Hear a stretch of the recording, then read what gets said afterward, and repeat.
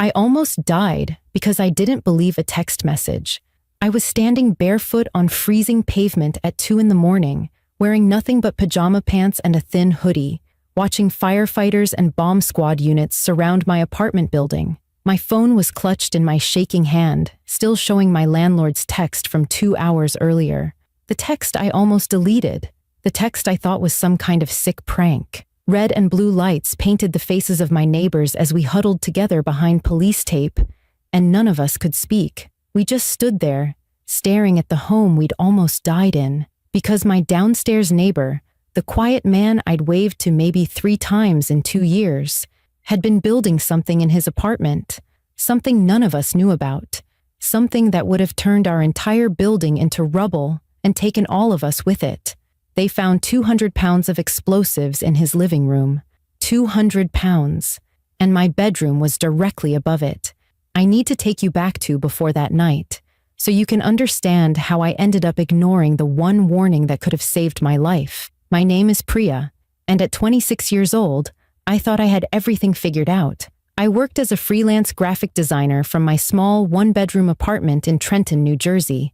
The building was a converted Victorian house that had been split into 4 units, and I lived in Unit 2 on the 2nd floor. It wasn't fancy, but it was mine. I had my own space, my own schedule, my own little corner of independence that I'd fought hard to build.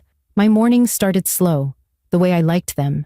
I'd make coffee in my tiny kitchen and take it out onto the narrow balcony overlooking the street. I'd watch joggers pass by and listen to birds wake up in the oak tree next to the building.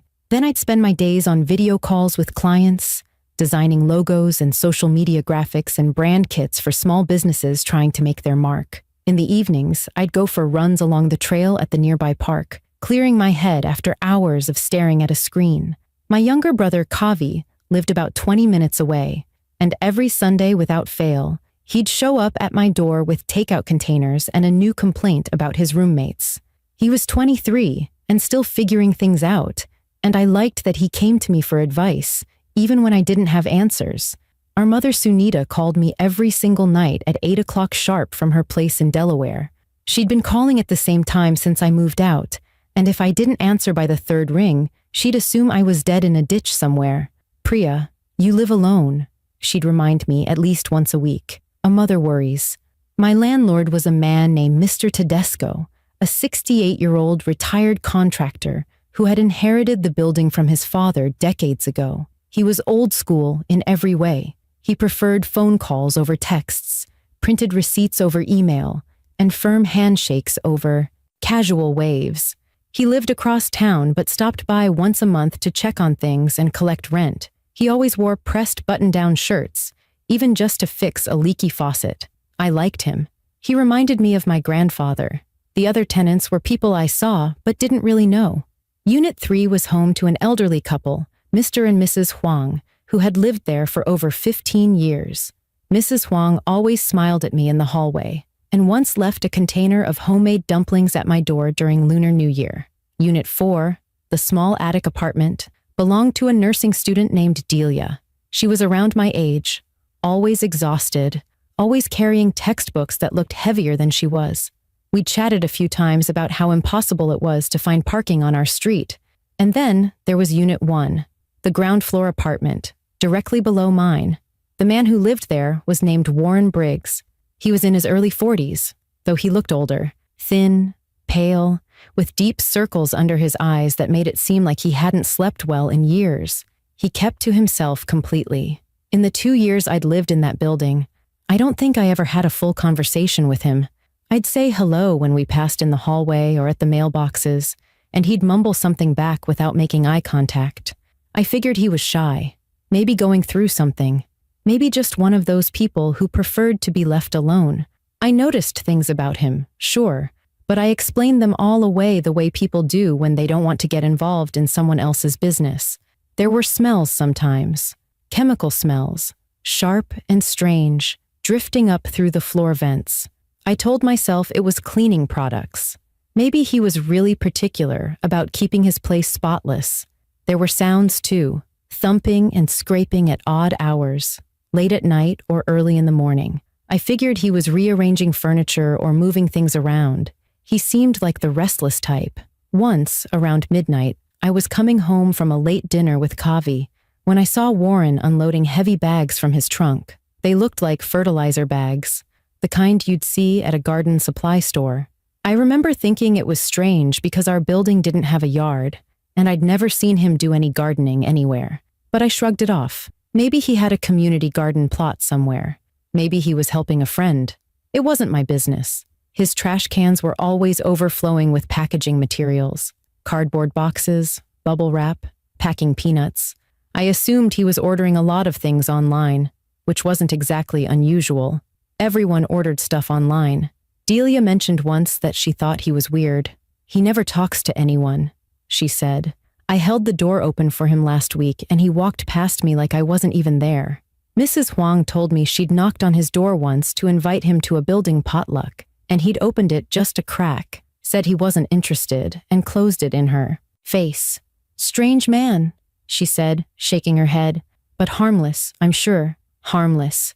That's what we all told ourselves. He was strange, but harmless. Quiet, but harmless. Rude, but harmless. We had no idea that right below our feet, in the apartment where we assumed he was just living his lonely life, he was building something that would have killed every single one of us. And I was about to find out the hard way that ignoring warning signs doesn't make them go away. Subscribe for more stories and tell me where you're watching from. It was a Thursday night in early November when everything changed. I'd been working late on a logo design for a client who had already asked for 7 rounds of revisions and still wasn't happy. By the time I finally closed my laptop, my eyes were burning and my neck was stiff from hunching over my desk. It was almost midnight. I pushed back from my chair, stretched my arms over my head, and decided I'd deal with the client's latest round of notes in the morning. I was too tired to care anymore. I changed into my pajamas, washed my face, and was just about to plug in my phone for the night when it buzzed with a text. The number wasn't saved in my contacts. I almost ignored it, assuming it was spam or a wrong number. But something made me look. The message said, "This is Tedesco. Leave the building now. Don't pack anything, just run. I'll explain later. Please trust me." I stared at the screen for a long moment, trying to make sense of what I was reading. Mr. Tedesco never texted. In 2 years, every communication I'd had with him was either a phone call or a handwritten note slipped under my door. He was the kind of man who complained about how nobody talked face to face anymore. Why would he suddenly be texting me from a number I didn't recognize, telling me to run? My first thought was that it was a scam, some kind of phishing thing where someone pretended to be your landlord to get you to click a link or send money. But there was no link, no request for anything, just a demand that I leave immediately. My second thought was that one of my friends was messing with me. Maybe Kavi had given out my number as a joke, or maybe Delia upstairs was bored and thought this would be funny. But it didn't feel like a joke. The wording was too serious, too urgent. I texted back, "Who is this really?" I waited. No response. I set my phone down on my nightstand and walked to my bedroom door. I opened it slowly and looked out into the hallway. The building was completely silent. The overhead light flickered slightly the way it always did, casting dim shadows on the worn carpet. Nothing looked wrong. Nothing felt wrong. I pressed my ear against the floor, listening for any sound from the apartment below, Warren's place. All I heard was silence. No movement, no voices, no strange noises, just the quiet hum of the building settling the way old buildings do. I walked to my window and looked out at the street. Empty. A few parked cars sat along the curb, the same ones that were always there. A streetlight buzzed faintly at the corner. No police cars. No fire trucks, no sign that anything unusual was happening. I let out a breath I didn't realize I'd been holding. I was being paranoid. It was probably just a wrong number, or some weird glitch, or a scam that hadn't finished loading. I walked back to my bed and picked up my phone to delete the message. That's when it buzzed again. "Priya, please, the police are on their way. You need to get out. Unit 1, he's dangerous. Please, just go." My stomach dropped straight to the floor. He used my name. Whoever this was knew my name. And they mentioned Unit 1 specifically, Warren's apartment. I sat down on the edge of my bed, my heart beating faster now. This didn't feel like a scam anymore. This felt real. But what was I supposed to do? Run out into the street in my pajamas because of 2 text messages? What if it was still some kind of trick? What if someone was trying to get me to leave so they could break into my apartment? I texted back, "What's happening? What about Unit 1? I watched the screen, waiting for those 3 little dots to appear, waiting for some kind of explanation. Nothing came.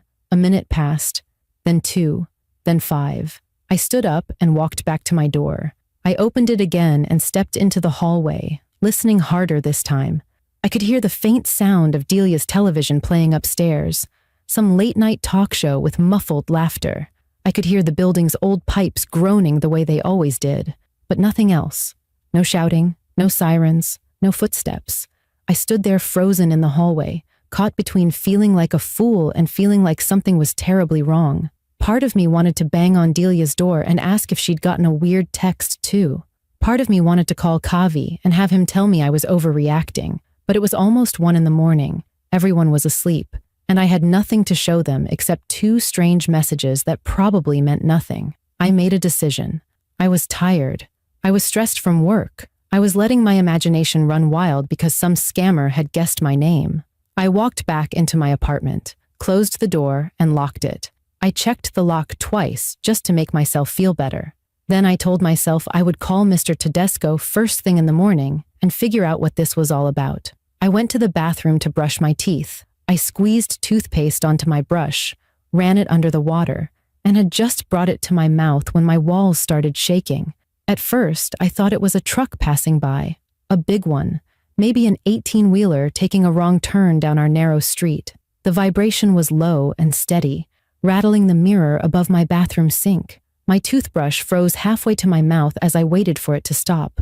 But it didn't stop. It got stronger. The shaking moved through the walls and into the floor beneath my feet. My shampoo bottles toppled off. The edge of the bathtub. The overhead lights swayed slightly. And then I heard something that made my blood turn to ice. Voices outside. Male voices. Deep and commanding. Shouting words I couldn't quite make out. I dropped my toothbrush into the sink and ran to my window. What I saw made me forget how to breathe. Police cars were flooding the street. Not 1 or 2, but at least a dozen, their red and blue lights slicing through the darkness. Officers in tactical gear were pouring out of black vans, moving with the kind of speed and precision I'd only ever seen in movies. A spotlight from somewhere I couldn't see suddenly hit my building, so bright it made me squint and step back from the glass. A megaphone crackled to life, the sound cutting through the chaos outside. All residents of 247 Maple Street, exit the building immediately through the rear entrance. This is not a drill. Leave now. Do not stop to collect belongings. Exit through the rear entrance immediately. For a moment, I just stood there, paralyzed. My brain couldn't catch up to what was happening. This wasn't real. This couldn't be real. Things like this happened in other places, to other people. Not here, not to me. The megaphone repeated the command, more urgent this time. My body finally started moving before my thoughts could organize themselves. I didn't grab my laptop. I didn't grab my wallet or my keys or even a jacket. I just shoved my bare feet into the sneakers I'd left by the door, snatched my phone off the nightstand, and ran. The hallway was no longer quiet. I could hear doors opening above and below me, footsteps pounding, voices rising in confusion and fear. I took the back stairwell 2 steps at a time, nearly tripping on the last flight. My hand slammed against the emergency exit door and I burst out into the cold November air. The cold hit me like a wall. I was wearing thin pajama pants and a hoodie, nothing else. My breath came out in white puffs as I stumbled away from the building, trying to get my bearings. An officer appeared out of nowhere and grabbed my arm, not rough, but firm. "This way, ma'am. Keep moving. Don't stop."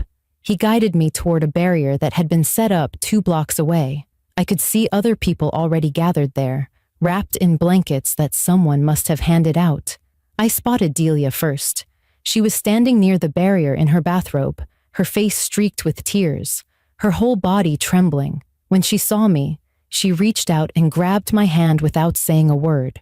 Mr. and Mrs. Huang came next, shuffling toward us with an officer on either side. Mrs. Huang was clutching her husband's arm so tight her knuckles had gone white. Her lips were moving, but no sound was coming out. Mr. Huang's face was pale and blank, like he couldn't process what was happening around him.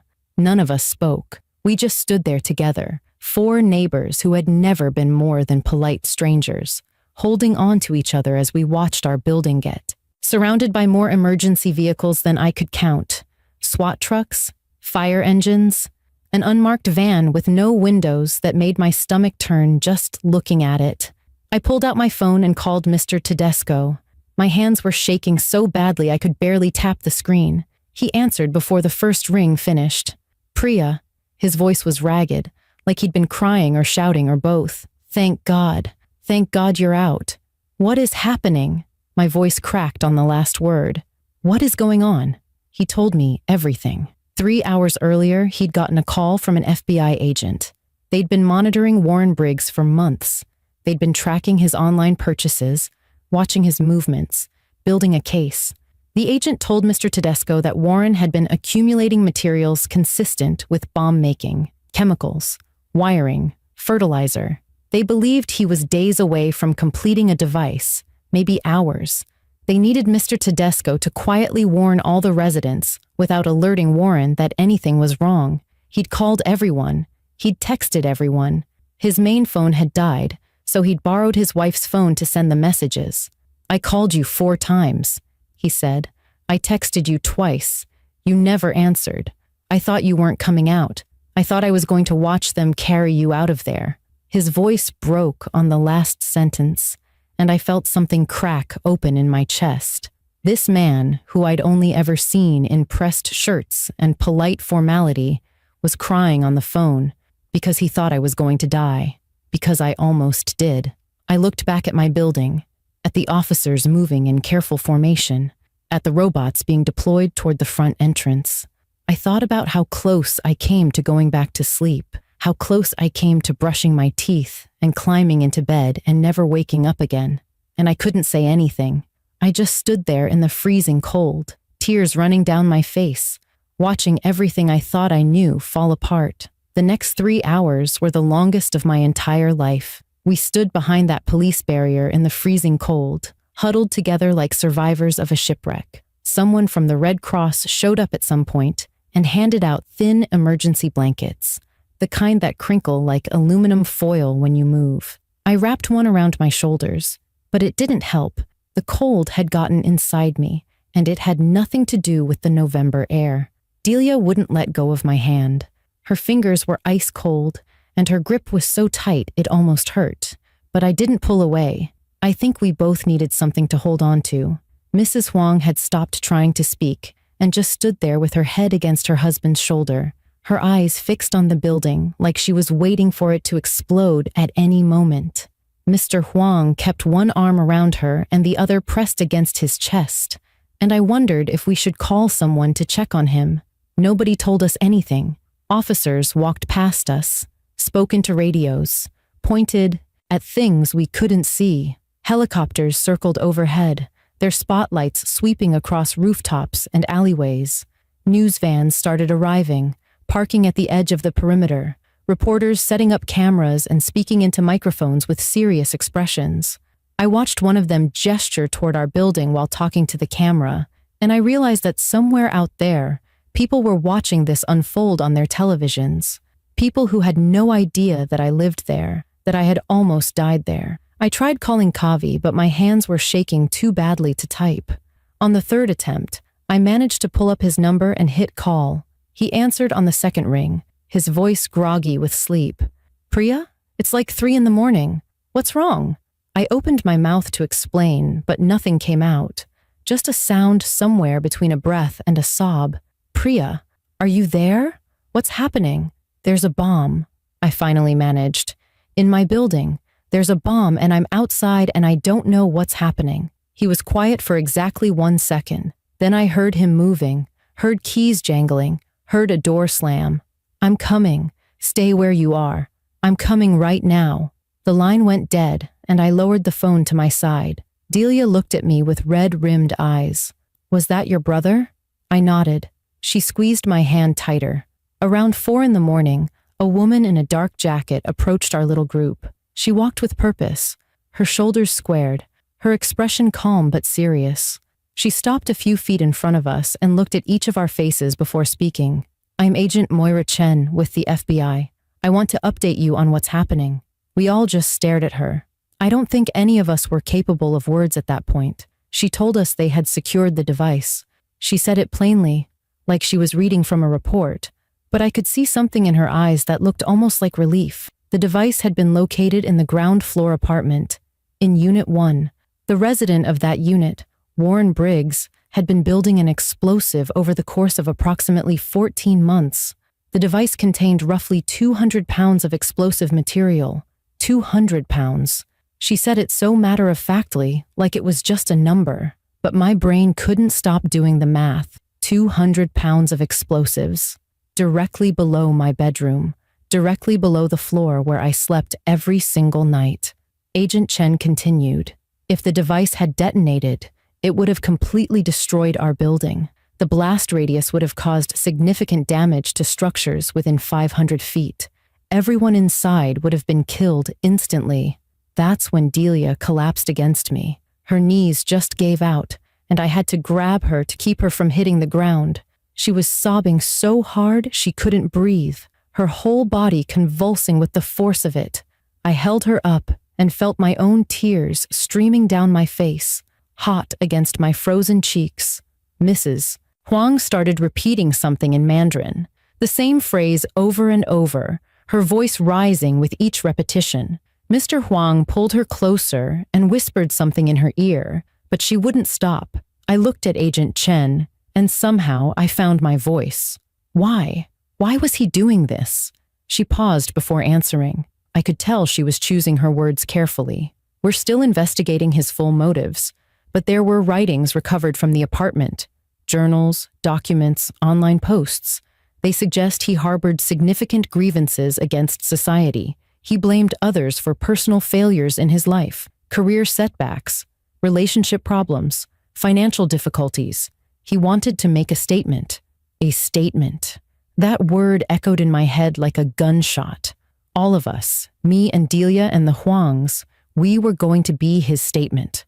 Our lives, our bodies, our futures, all of it was going to be destroyed so that some angry man could make a point that nobody would even remember a year from now. I thought about every time I'd walked past his door, every time I'd heard strange sounds and told myself it was nothing, every time I'd smelled something chemical and blamed it on cleaning products, every time I'd chosen to mind my own business, because that's what polite people do. He had been building our death for over a year, and none of us had seen it coming. We weren't allowed back into the building for 2 weeks. The FBI spent days going through Warren's apartment, removing materials and documenting everything he had collected. They found journals filled with angry rants about people who had wronged him. They found diagrams and instructions he had printed from websites I don't even want to think about. They found receipts showing he had been ordering components for over a year, having them shipped to different addresses so nobody would notice the pattern. When we were finally cleared to return, I walked into my apartment and stood in the middle of my living room for a long time. Everything looked exactly the same. My laptop was still on my desk. My coffee mug was still in the sink. My bed was still unmade from the night I ran out in my pajamas. Nothing had been touched. Nothing had changed. But it didn't feel like home anymore. I tried to sleep there that first night back. I lay in bed staring at the ceiling, listening to every creak and groan of the old building. Every time the pipes rattled, my heart jumped. Every time I heard footsteps in the hallway, I tensed up and waited for something terrible to happen. Around 3 in the morning, I gave up.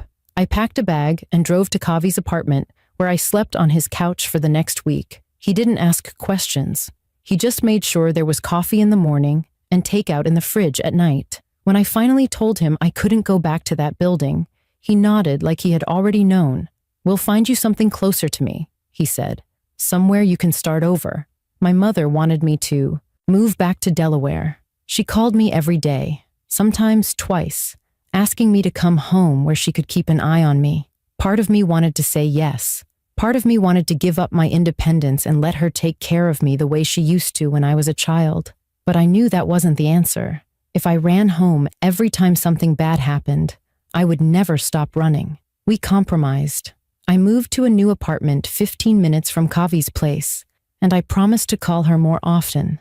I installed extra locks on my door and signed up for every community safety alert I could find. I started paying attention to things I used to ignore: strange smells, unusual sounds, neighbors who didn't seem quite right. I told myself I would never be caught off guard again. Mr. Tedesco sold the building the following spring. I ran into him one last time when I went back to pick up a piece of mail that had been delivered to my old address. He looked older than I remembered, like the whole ordeal had aged him 10 years overnight. "I can't look at this place anymore," he told me, gesturing at the building behind him. "Every time I drive past, I think about what almost happened. I think about all of you." I thanked him for the text messages, for not giving up when I didn't respond, for borrowing his wife's phone when his died and sending those warnings even though he had no way of knowing if anyone would listen. He shook his head and looked down at his shoes. I should have called the police myself years ago. I knew something was off about that man. We all did. But I told myself it wasn't my place to get involved. I didn't know what to say to that, because I had told myself the same thing. Warren Briggs was charged with multiple federal counts, including attempted use of a weapon of mass destruction. Last I heard, his trial was still working its way through the courts. I don't follow the news coverage. I don't want to see his face or hear his lawyers explain why he did what he did. No explanation could ever make sense of it. No justification could ever undo the fear that still wakes me up some nights. What I learned from that experience is something I carry with me every single day. We're taught to mind our own business. We're taught not to be paranoid, not to assume the worst about people, not to make accusations without proof. And most of the time, that's good advice.